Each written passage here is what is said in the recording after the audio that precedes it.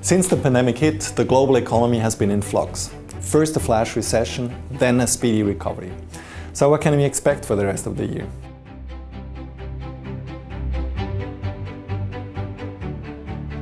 We think a mid-cycle slowdown is next.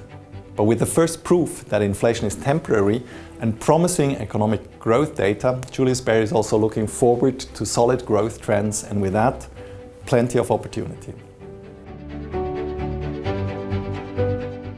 Equity markets have been chasing new all-time highs around the world this year. And after such incredible growth momentum, a slowdown is to be expected, but with ample room for mid-cycle opportunities.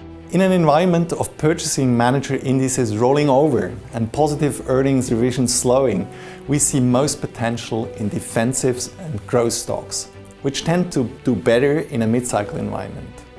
US and Swiss equities fit the bill, while on a sector level we prefer technology and healthcare mixed with some financials. But there are some headwinds to watch out for.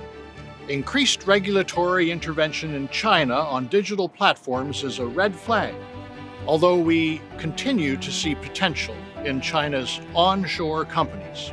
And don't forget, there is also attractive potential in Asia outside of China, especially in the technology sector, in countries like Japan, Korea, Taiwan, Southeast Asia, and India. India won't be a China 2.0. But its economy and market will become larger in the next few years, and it'll become more important and relevant to global investors than it is now.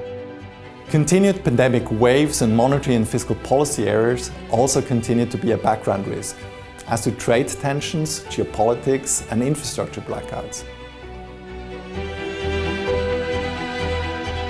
When it comes to bond investments, the picture has changed.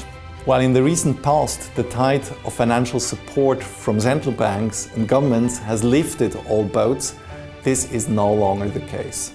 We know that this support will wane going forward, but we don't know how and when it will happen, and this creates volatility. So we suggest focusing on actively managed bond investments and be selective. Talking about the US, we think the global recovery will revive investors' risk appetite, and that tends to be a headwind for the dollar. This is why we expect the dollar to weaken well into next year. While the short-term market environment plays a crucial role for investment decisions, it's also worthwhile thinking about the long-term structural trends taking place globally. Our Next Generation Investment Research team sees the biggest potential in three main areas within the context of broader market developments. These are healthy living, a topic that has always been important but has become center stage during the pandemic. Future mobility. Recent heat waves, storms and wildfires have proven that it's high time we change the way we use natural resources. And the circular economy. It's all about keeping our resources in a constant economic circle, reusing and recycling to keep waste at the minimum. And the coronavirus pandemic has shown that maybe the philosophy of just in time could be replaced by just in case, moving away from complicated supply chain structures that make companies dependent and vulnerable.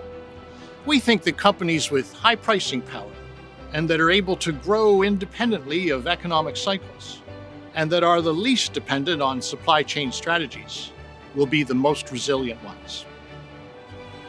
2021 is an interesting time for investment.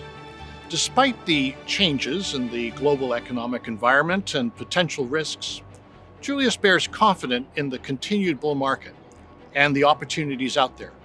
So turn on, tune in, but don't drop out.